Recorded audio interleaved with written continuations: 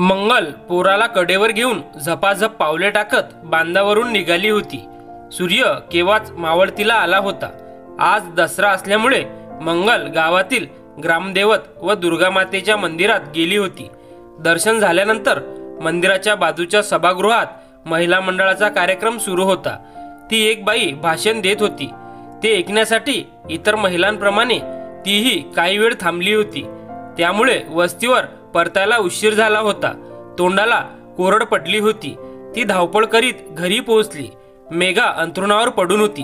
तिचा खोकला काही कमी झाला नव्हता। तिला कसे तरी उठवले। गुरांना चारा पाणी केल्यानंतर घाईघाईने दिवाबत्ती केली। तिचे सर्व लक्ष तिचा नवरा प्रदीपकडे लागले होते। तो काल सायंकाळपासून शहरात झेंडूची फुले विक्रीसाठी घेऊन गेला होता। दुसऱ्या दिवसाची सायंकाळ होऊन गेली तरी तो अजून परतला नव्हता। नवरात्रीच्या 9 दिवसांचा उपवास तिने अजून सोडला नव्हता। पोरांना भूक लागल्यामुळे तिने जवळ असलेल्या पैशातून रवा मागून शिरा बनवून मुलांना खाऊ घातला। शेतात बांधलेल्या एका छोट्याशा घरात मंगल आणि प्रदीप 2 मुलांसह राहत होते। शिवारातील 3-4 शेतकऱ्यांची घरे जवळ होती। त्यामुळे तेथे एक छोटी वस्ती तयार झाली होती। मोठी मुलगी मेघा नुकतीच शाळेत जाऊ लागली होती, तर लहान मुलगा 1.5 वर्षाचा झाला होता। शाळेत असताना वडिलांचे छत्र हरपल्यामुळे प्रदीपवर शिक्षण अर्ध्यावर सोडून शेती करण्याची जबाबदारी आली होती।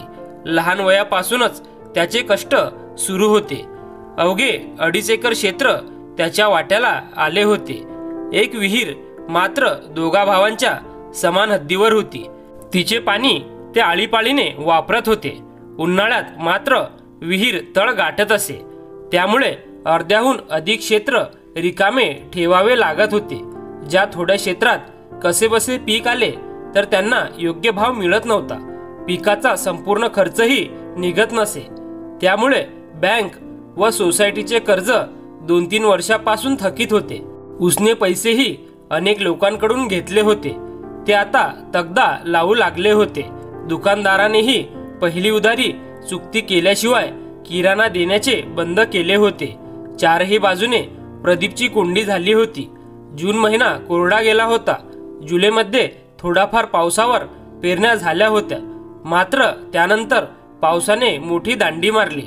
भुईवर निघालेली कवळी रोपे उन्हाच्या काहिलीने करपून गेली होती। मंगलचा पिकांना तांब्याने पाणी देऊन जगवण्याचा केविलवाणी प्रयत्न सुरू होता। अवघ्या अर्धा एकरवर लावलेली झेंडूंची फुले बऱ्यापैकी निघाली होती। ती विकल्यावर त्याच्या पैशावर पुढील 2-4 महिने प्रपंच चालणार होता। मेघा बऱ्याच दिवसांपासून जुने कपडे घालत होती। झेंडूंची फुले बाजारात विकली की त्या पैशातून तुला नवीन ड्रेस आणतो असे सांगून प्रदीप वेळ निभावत होता।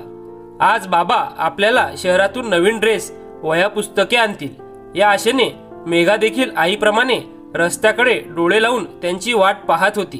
प्रदीपला परतायला रात्र झाली। त्याला बघताच मेघाला खूपच आनंद झाला। पायरी चढत असतानाच मेघाने वडिलांच्या हातातील पिशवी घेतली। त्यात औषधे व पुस्तके दिसली। तेव्हा तिने विचारले, बाबा नवीन ड्रेस कुठे आहे? तेव्हा प्रदीप खाली मान घालून सरळ घरात गेला। त्याच्याबरोबर गावातला एक मुलगा होता। तो शहरात कामाला होता। तो मंगलकडे पाहत म्हणाला, वहिनी, काल रात्रीपासून थंडीत प्रदीप दादा शहरातील चौकात फुले विकत होता। आज सायंकाळपर्यंत 10 कॅरेटही विकली गेली नाहीत। शहरातील लोक लय विचित्र। हॉटेलात महागडी बाशी कुशी खाऊन सुद्धा वेटरला टीप देतात। मॉलमध्ये गाडी पार्किंगचे पैसे चुकते करतात। पण अन्नदात्या शेतकऱ्याला 10 रुपये जास्तीचे देणे त्यांना जड जातं। 10 रुपयालाही फुले कोणी घेईना। त्यामुळे नेणे आण्याचे भाडेही वसूल झाले नाही। काही शेतकऱ्यांनी तर रस्त्यावर कॅरेट रिकामं केलं। यावर मंगल काही न बोलता मेघाला घरात घेऊन गेली। प्रदीप डोक्याला हात लावून बसला होता। थोड्या वेळाने मंगलने जेवण वाढले। प्रदीपने कसेबसे 2-3 घास खाल्ले। तांब्याभर पाणी पिऊन ताटावरून उठला आणि थेट अंथरुणावर पडला। मंगलने पुरीला कसे तरी समजावत उपवास सोडला। रात्रीचे 11 वाजून गेले होते। मंगल अंथरुणावर नुसती पडून होती। तिला झोप काही लागत नव्हती। दुपारी मंदिराच्या सभागृहात झालेल्या महिला मंडळातील बाईचे भाषण तिला खूपच आवडले होते. त्या बाई म्हणाल्या होत्या की ताईंनो, आपण मंगळसूत्र का घालतो त्याला आपल्या आयुष्यात फार महत्त्व आहे. मंगळसूत्र हे सौभाग्यवतीचे महत्त्वाचे सौभाग्य अलंकार आहे. यातील वाटी हे गोलाकार घुमट गोल पिरामिड आहे. तर मंगळसूत्र घातल्यावर वाट्या बरगडी संपून पोट सुरू होते. तेथे अनाहत चक्राचे स्थान असते. वाटीतून येणारी ऊर्जा अनाहत चक्राला मिळते. त्यामुळे महिलांची ऊर्जा वाढून सहनशक्ती वाढते. या मंगळसूत्रामुळे सुवासिनीचा तिच्या पतीच्या घरी प्रभाव वाढतो. त्यामुळे हे मंगळसूत्र सौभाग्याचे लेणे आहे. नववधूला नवीन घरात गेल्यावर आत्मिक बळ मिळावे म्हणून पूर्वजांनी वाटीचे मंगळसूत्र बनवले आहे.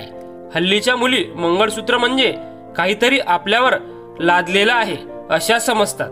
काही स्त्रिया तर स्नान करताना, प्रवासात व इतर वेळी मंगळसूत्र काढून ठेवतात.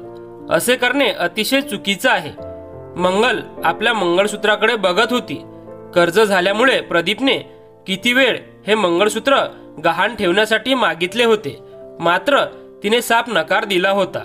त्यानंतर मंगलची नजर प्रदीपकडे गेली. तो बाजूला एका घोंगडीवर झोपला होता. त्याच्या तळपायाला माती लागलेली होती. पायाला मोठमोठ्या भेगा पडल्या होत्या. नेहमीपेक्षा प्रदीप आज खूपच अस्वस्थ वाटत होता. तो कधी उठून बसायचा आणि विचार करायचा, सगळ्यांकडे बघायचा, परत झोपायचा. मंगल अर्धे डोळे उघडून त्याची घालमेल बघत होती. त्यामुळे तिलाही झोप लागत नव्हती. देणेकरी रोज तगदा लावत असल्यामुळे आज झेंडूची फुले विक्रीसाठी शहरात नेली, मात्र तेथेही हाती काही पडले नाही. आता उरली सुरली आशा संपली होती. पैसे येण्याचे सर्व पर्याय बंद झाले होते. 2-3 वर्षापासून कधी दुष्काळ तर कधी अतिवृष्टीने हातातोंडाशी आलेली पिकं नष्ट होत होती. या पिकांच्या भरोशावर काढलेले कर्ज वेळेवर फेडू न शकल्यामुळे आता दुसरा पर्याय उरला नव्हता. आता परिस्थिती इतकी हाताबाहेर गेली की उद्या आपला नवरा जिवंत राहतो की नाही याची तिला भीती वाटत होती. कारण गेल्या 2-3 महिन्यापासून आजूबाजूच्या शिवारातील 4-5 शेतकऱ्यांनी आत्महत्या केल्या होत्या. त्या शेतकऱ्यांपेक्षा प्रदीपची परिस्थिती वेगळी नव्हती. त्यामुळे मंगल चांगलीच घाबरली होती. विचार करता करता तिचा डोळा लागला. पहाटे 3:30-4च्या सुमारास कुत्रे मोठ्याने भुंकत असल्यामुळे मंगलाला जाग आली आणि ती एकदम उठून बसली. शेजारी मुले गाढ झोपलेली दिसली. प्रदीपच्या अंथरुणाकडे बघितलं तर तिथे तो दिसला नाही. घरात आजूबाजूला बघत ती तशीच बाहेर अनवाणी धावत सुटली. धनी धनी आवाज देत होती. अंधारात काहीही दिसत नव्हते. मंगल मोठमोठ्याने आवाज देत प्रदीपला शोधू लागली. कुत्री भुंकतच होती. त्यामुळे शिवारातील काही माणसे जागी झाली. तेही बॅटरी घेऊन तिच्या मदतीला आले. त्यांनी शिवारात शोधाशोध सुरू केली. ती धावत धावत विहिरीजवळ आली आणि बघते तर काय, विहिरीच्या आठवड्यावर प्रदीप डोक्याला हात लावून बसला होता. तिने त्याला बघताच मिठी मारली. धनी, तुम्ही असं एड्यावानी करू नका. प्रदीप तिला दूर करीत होता, मात्र तिने त्याला सोडले नाही. मंगल प्रदीपला रडत रडत म्हणाली की आम्हाला एकटं सोडून तुमच्या दादू आणि पोरीला परक करून कुठे जीव द्यायला निघाला होतात. आम्हाला कोणाच्या हवेली केल्याविना तुम्हाला एकटं जाण्याची इच्छा कशी झाली? तुमच्या मागं आमचं काय झालं असतं याचा जरा विचार नाही केला तुम्ही? तुम्हाला असं जायचं आहे तर तुमच्या आधी आम्हाला पण विहिरीत टाका. मंगल रडत रडत बोलत होती. शांत झाल्यानंतर मंगल बोलू लागली, धनी, अशी हार नाही खायची. माझ्यावर विश्वास ठेवा. काहीतरी मार्ग काढू. शिवारातील गडी माणसांनी ही कसे तरी समजावत प्रदीपला घराकडे आणले. तो आता पूर्णपणे निशब्द झाला होता. मंगल त्याच्याजवळ बसून रडत होती. येवना शिवारातील बायकाही जमल्या होत्या. मंगल दुसऱ्या दिवशी थेट सोनाराकडे गेली. आज माझे सौभाग्य जिवंत राहू शकत नाही तर उद्या मंगळसूत्राचे मी काय करू असे म्हणत तिने ते मोडले. आलेल्या थोड्याफार पैशातून तिने देणेकरांचे पैसे दिले आणि काही पैशातून एका गोणीत सामान आणलं. मंगल काय करते आहे हे प्रदीपला काही समजत नव्हते. तो शांतपणे फक्त बघत होता. त्याच्या शेताला लागूनच महामार्ग गेला होता.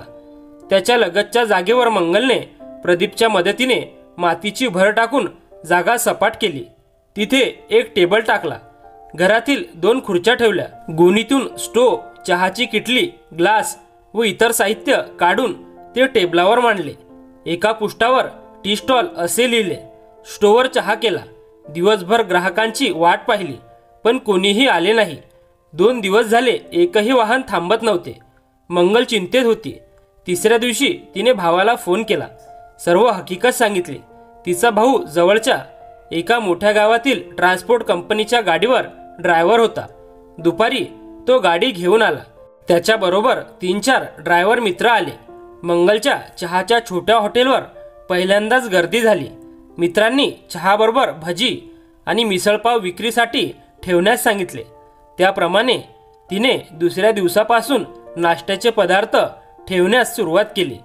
त्यानंतर रोज ट्रान्सपोर्टची वाहने मंगलच्या हॉटेलवर येऊ लागले. ट्रान्सपोर्टच्या वाहनांची वर्दळ दिसू लागल्यामुळे इतर वाहनेही तेथे थांबू लागली. बघता बघता त्या छोट्या हॉटेलवर वाहनांची, ग्राहकांची गर्दी वाढू लागली. मंगलच्या हाताच्या स्वादिष्ट मिसळचे तर नावच झाले. त्यामुळे दूरदूरचे लोक मिसळ खाण्यास येऊ लागले. मंगल, प्रदीप सकाळपासून सायंकाळपर्यंत व्यस्त राहायला लागले. रोजची मिळकत वाढू लागली. ग्राहक नवीन खाद्यपदार्थाची मागणी करू लागले. मग मंगलने आणखी काही सामान खरेदी करून छोट्या हॉटेलचे रूपांतर ढाब्यात केले. काही कारागिरांनाही कामावर ठेवले. हातात पैसा खेळू लागल्याने कर्जदारांचे देणे फेडले गेले. त्यानंतर एक दिवस प्रदीपने मंगलसाठी 5 तोळ्याचे सोन्याचे मंगळसूत्र बनवून आणले. मंगळसूत्राकडे बघून तिला खूपच आनंद झाला. ती त्या मंगळसूत्राकडे एकटक बघत राहिली. एका मंगळसूत्रामुळेच तिचे खरोखरचे मंगळसूत्र साबूत राहिले होते व संसारही. मित्र आणि मैत्रिणींनो, व्हिडिओ आवडल्यास व्हिडिओला लाईक करा, शेअर करा आणि आपल्या मॉरल स्टोरीज चॅनलला नक्की सबस्क्राईब करा. धन्यवाद.